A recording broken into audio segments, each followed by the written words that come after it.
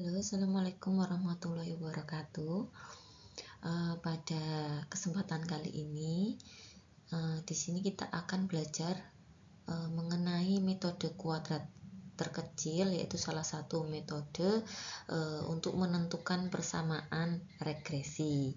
Nah, metode ini atau biasa disebut juga dengan metode OLS atau Ordinary Least Squares. Ya, pada dasarnya kedua metode ini sama, namun metode OLS ini lebih spesifik sebagai metode kuadrat terkecil yang digunakan dalam regresi linier seperti itu. Nah, nanti pada prinsipnya kita akan mencari garis regresi terbaik dengan meminimalkan jumlah kuadrat selisih antara nilai Y observasi dengan nilai Y prediksi seperti itu.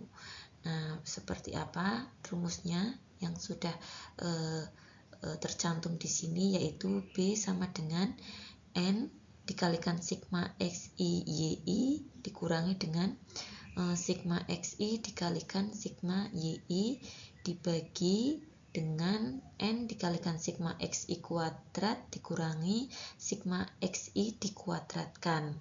Kemudian untuk mencari nilai A, yaitu Y bar dikurangi nilai B tadi yang sudah nanti kita akan cari, kemudian dikalikan dengan X bar. Nah, nanti sehingga diperoleh persamaan regresinya seperti itu. Selanjutnya untuk uji nyata regresi atau kita gunakan uji F di sini ya. Untuk langkah-langkahnya yaitu sebagai berikut. Langkah yang pertama kita formulasikan dulu hipotesisnya. Karena uji F ini untuk mengetahui seberapa tepat atau seberapa signifikan seperti itu ya model. Jadi kita tentukan H0 itu yaitu B sama dengan 0 atau model tidak dapat digunakan untuk memprediksi variabel Y atau dalam arti lain model tidak sesuai.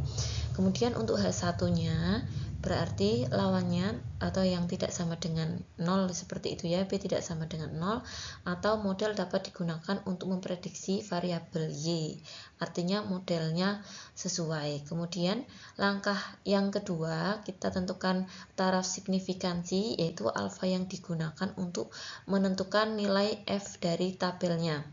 Nah, di sini menentukan F tabelnya sama seperti teman-teman melakukan ANAVA ya, ANAVA satu jalur. Di sini F alfa 1, kemudian ini N-2, di sini adalah derajat bebas regresi, kemudian ini derajat bebas galatnya atau residunya seperti itu. Nah, untuk variabelnya kan di sini yang mempengaruhi hanya 1, makanya di sini ditulis 1 seperti itu. Kemudian langkah yang ketiga yaitu kriteria pengujian. Bagaimana nanti H0 ditolak? Nah, ini H0 ditolak itu jika nanti F hitungnya lebih besar dari F tabelnya. Selanjutnya untuk uji parsial kita menggunakan uji T. Ini uji parsial ini untuk menentukan apakah ada hubungan yang nyata antara variabel X terhadap variabel Y. Nah, langkah-langkahnya sama seperti tadi. Yang pertama kita harus memformulasikan hipotesisnya terlebih dahulu. Di sini H0-nya kita tentukan bahwa rho sama dengan 0, artinya tidak ada pengaruh dari variabel X terhadap variabel Y. Sebaliknya H1-nya rho tidak sama dengan 0, artinya ada pengaruh variabel X terhadap variabel Y. Kemudian langkah kedua menentukan taraf signifikansi alfanya. Alfanya untuk digunakan untuk nilai kita melihat dari T tabelnya seperti itu ya. Kemudian langkah yang ketiga, kriteria pengujian bagaimana H0 itu ditolak jika T0 kurang dari negatif T tabel atau T hitungnya atau T0-nya lebih besar dari T tabel seperti itu. Kemudian langkah Yang keempat yaitu uji statistik. Uji statistiknya pertama kita tentukan dulu koefisien korelasi yaitu R. Rumusnya sama seperti yang sudah kita pelajari, yaitu untuk menentukan koefisien korelasi terlebih dahulu, kemudian kita menentukan T hitung. Nah, T hitung ini kita gunakan R yang sudah kita hitung terlebih dahulu. Di sini T hitung itu adalah rumusnya R dikalikan akar dari N-2 kemudian dibagi dengan akar 1 min R kuadrat. Nah, kemudian yang terakhir dilakukan pengambilan kesimpulan. Selanjutnya dari koefisien determinasi atau R kuadrat itu digunakan untuk menentukan besarnya kontribusi variabel X dalam model mampu menjelaskan variasi dari variabel Y, seperti itu. Kemudian menurut Ghazali ini nilai koefisien determinasi yang kecil berarti kemampuan variabel independen X dalam menjelaskan variabel Y sangat terbatas, dan semakin tinggi nilai koefisien determinasi maka semakin baik model regresi yang diperoleh. Kemudian ini kategori nilai koefisien determinasi menurut Chin. Nah, ini ada kategorinya jika dia R-nya itu R kuadrat, mohon maaf, dari 0,19 sampai dengan 0,33 itu kategorinya lemah. Kemudian selanjutnya kalau R kuadratnya di antara 0,33 sampai dengan 0,67 itu moderat. Kemudian R lebih dari R kuadrat lebih besar dari 0,67 artinya dia kuat. Selanjutnya kita akan menghitung koefisien determinasi atau R kuadrat. Bagaimana menghitungnya? Pertama kita menghitung jumlah kuadratnya terlebih dahulu ya. Nah, menghitung jumlah kuadrat XY itu adalah sigma XY dikurangi sigma X dikalikan sigma Y dibagi N. Kemudian kita hitung yang kedua jumlah kuadrat X dengan cara menghitung sigma X kuadrat dikurangi sigma X dikuadratkan dibagi N. Kemudian kita hitung jumlah kuadrat Y atau JKY sama dengan sigma Y kuadrat dikurangi sigma Y dikuadratkan dibagi N. Setelah itu kita sudah menemukan JKXY, JKX, dan JKY, kita menghitung koefisien determinasinya atau R kuadrat sama dengan JKXY dibagi dengan JKX dikalikan JKY. Nah, nanti kita akan menemukan koefisien determinasi R kuadrat tersebut. Dengan nilai koefisien determinasi itu nanti rentangnya dari 0 sampai dengan 1. Biasanya nanti dirubah menjadi persentase. Kali ini kita akan langsung terapkan pada contoh soal. Di sini ada contoh seorang pengusaha sepatu melakukan penelitian untuk mengetahui pengaruh biaya pemasangan iklan terhadap hasil penjualan produknya. Datanya ada di tabel di sampingnya. Untuk dilakukan analisis regresi dengan taraf signifikansi yaitu sebesar 5%.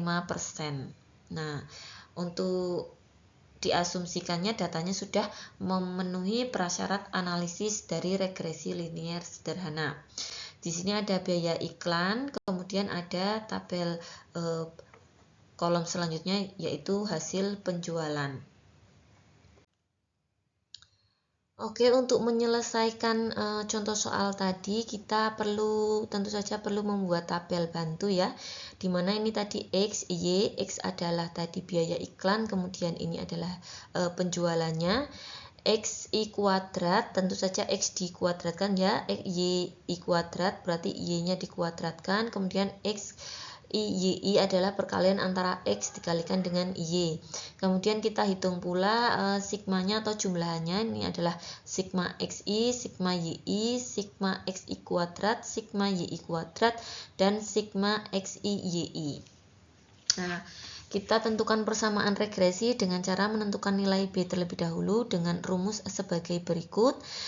N itu tadi ini ya 11, kemudian sigma XI YI adalah ini 82,8875 dikurangi sigma XI 14,95 dikali dengan sigma YI 54,30, kemudian dibagi dengan N 11, sigma XI kuadrat yaitu ini ya 23,8575, kemudian dikurangi dengan sigma X dikuadratkan. Sigma X yang kita ketahui di sini adalah 14,95, nanti kita kuadratkan. Kita hitung sama dengan ketemu di sini 2,568. Setelah kita hitung nilai koefisien regresinya atau B-nya, kita hitung konstantanya, yaitu rumusnya Y bar min B X bar, dimana Y barnya itu adalah rata-rata, nanti Y barnya 4,93636, kemudian X nya itu adalah rata-rata dari ini ya, ketemu nanti 1,35 sekian, seperti itu. Kita masukkan ke dalam rumus Y bar 4,93636 dikurangi dengan B yaitu 2,568 dikalikan dengan X bar, ini ya 1,35909, ketemu nilai A-nya adalah 1,446.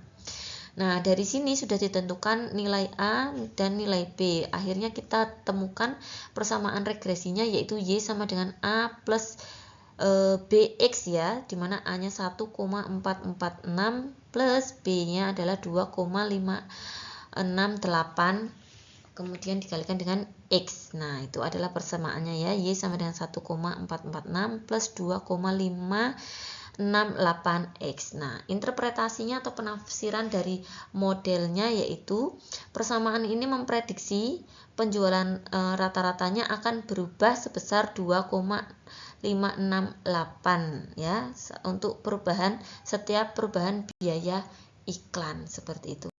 Baik, selanjutnya kita akan melakukan uji F atau uji nyata regresi untuk menentukan apakah model tadi dapat digunakan untuk memprediksi variabel dari Y gitu ya. Langkahnya tadi yang pertama, formulasi hipotesis B sama dengan 0 atau model tidak dapat digunakan untuk memprediksi variabel Y. Kemudian H1-nya atau B tidak sama dengan 0 atau model dapat digunakan untuk memprediksi variabel Y atau modelnya sesuai. Taraf signifikansi tadi 0,05 ya, sesuai dengan soalnya. Kemudian kita peroleh F tabelnya yaitu di sini karena variabelnya 1 ya, jadinya di sini 1, kemudian N-2 tadi N-nya 11, berarti 11 dikurangi 2, 9. Nah, nanti kita cek di tabel F gitu ya, ketemu, kita bacanya sesuai dengan tabelnya yaitu 5,12. Nah, kemudian langkah selanjutnya kita hitung ya. Sebelum kita hitung, ini ada kriteria pengujiannya. H0 nanti akan ditolak jika F hitung lebih besar dari F tabel. Selanjutnya kita akan menguji uji statistiknya. Kita akan menghitung F hitungnya.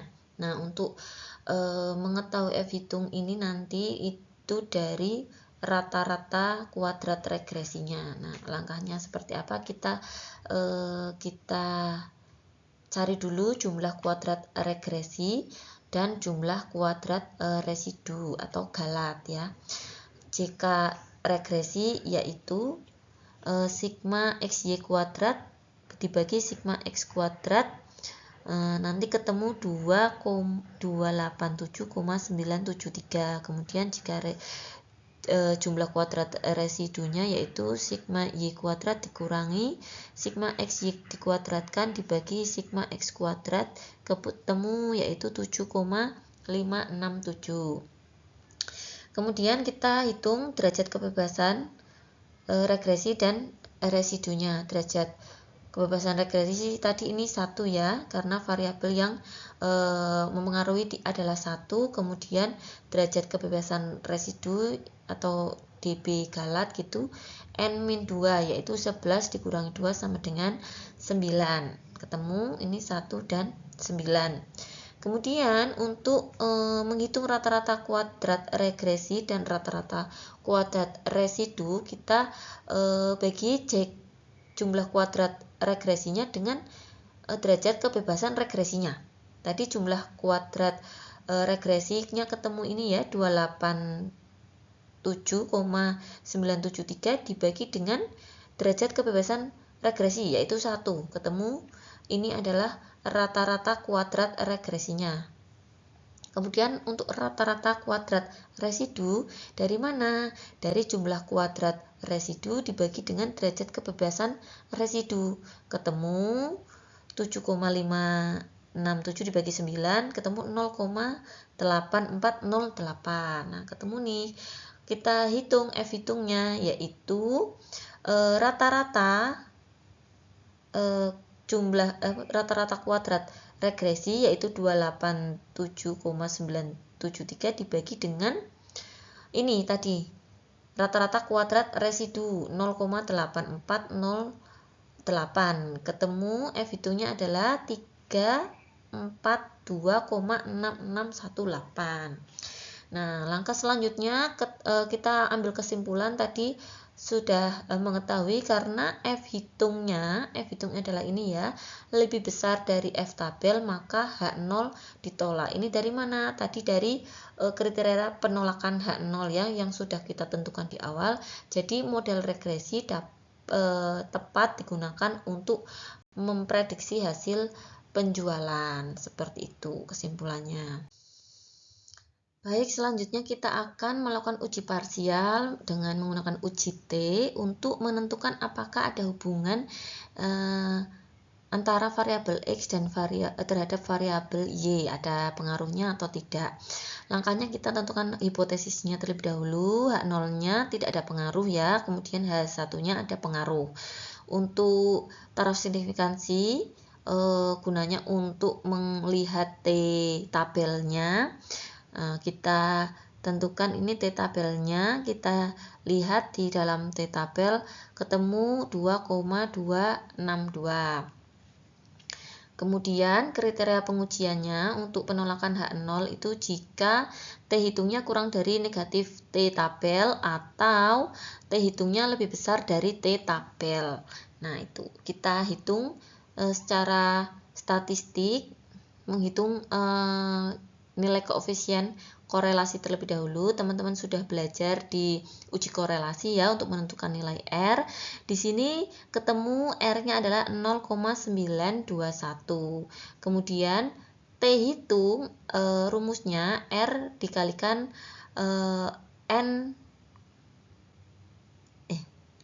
R dikalikan akar dari N-2 dibagi akar 1 min R kuadrat.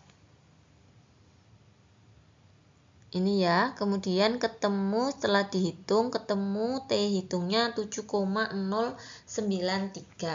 Karena T hitung itu lebih besar dari T tabel, maka H0-nya ditolak. Artinya H1-nya diterima, artinya ada pengaruh ya, ada pengaruh biaya iklan terhadap hasil penjualan. Seperti itu. Setelah kita menentukan persamaan, kemudian kita lakukan uji F, kemudian kita lakukan uji parsial atau uji T-nya. Selanjutnya kita tentukan koefisien determinasi atau R kuadrat. Nah, untuk menentukan R kuadratnya itu rumusnya ini ya. Jumlah kuadrat XY dibagikan jumlah kuadrat X dikalikan jumlah kuadrat Y. Teman-teman tadi sudah mencari jumlah kuadrat XY, kemudian jumlah kuadrat X-nya, jumlah kuadrat Y-nya. Kita substitusikan ke dalam rumus ini, ketemu R kuadrat adalah 0,09342. Nah, biasanya kan untuk R kuadrat ini kita ubah ke dalam bentuk persentase ya. Artinya nilai koefisien determinasi R kuadrat sebesar ini tadi 0,09342 itu mempunyai arti bahwa variabel biaya iklan berkontribusi sebesar 9,342% dalam menjelaskan variasi dari variabel hasil penjualan. Dengan kata lain, 9,342% hasil penjualan itu dipengaruhi oleh biaya iklan. Nah, lainnya sisanya dipengaruhi oleh faktor lain yang tidak diamati. Seperti itu.